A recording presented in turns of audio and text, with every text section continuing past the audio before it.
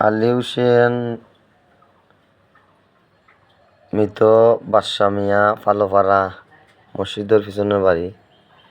তার গরু তারা আমরা তো আসলে এই টেকনিশিয়ান গলাবাজার ইউনিয়ন, আমি দৌকা গরুর অবস্থা।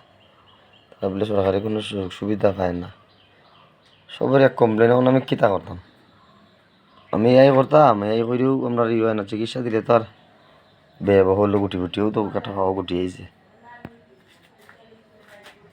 এখন আইসে তো আইছি এখন, এবার আমরা আগামীতে তারা সুযোগ সুবিধা দৌকা মেটাবলিক ডিজিজ সবও আইন পুরানো, আমরা সাবেক আলম সাহেব আইন, সব আইন, আখতার সাহেব আইন, সব আইন, কিন্তু কেউ তো একটা হয়তো কটা টাকা খরচ করলে করু, কিন্তু আবার ও গরুটা যদি ঠিক মতো কিছু খরচ করা যায়, টাকা পয়সা, একটা বাচ্চাও এতে টাকার মাল হইব।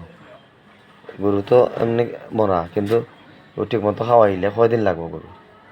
ও যে একটা গরুর অবস্থা, হয়তো বিচারি স্বামী মরার কারণে বিচারি পারেন না, কিন্তু আসলে তো টাকা খরচ করলে ঠিকও হইব গরু। এখন দুইটা গাড়ি থেকে দুইটা বাচ্চা হইলে যে কোনো তো ইঞ্জেকশন দিলে ইনসিমিনেশন, আমরা তো আগে গরুর মেটাবলিক ডিজিজ থেকে বাঁচাইতে হইব। পুষ্টিহীনতা শরীরে ক্যালসিয়াম রাখতে হইতো না, বাচ্চা রাখতো, বাচ্চা বড় হইতো। এবং মানুষের প্রায় মানুষের একটা বয় সবসময় থাকি যায় যে নে গর্ভ অবস্থায় আমি গরুর কি মিশতে হইতাম নে গর্ভ অবস্থায় যদি গরম থাকে, আপনি একটু পানি দোয়াইয়া গরুরে বাইঙ্গে ওষুধ খাওয়াই লুকে ঠান্ডা জায়গা থেকে 3-4 ঘন্টা বাদে চাল লাগে, আপ নষ্ট হয় না। গর্ভ যদি নষ্ট হয় বলে বুঝতে জীবাণু কারণ হইতে পারে, অতিরিক্ত গরমে হইতে পারে, আঘাত পাইয়ে হইতে পারে।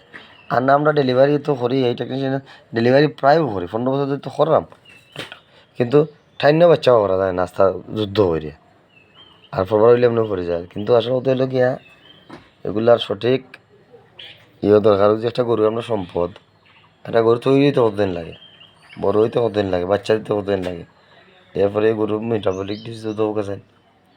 কিন্তু গরুগুলারে ঠিক মতো করলে এই গরুতে একটা ইউএস বাচ্চা দেওয়া যাইব।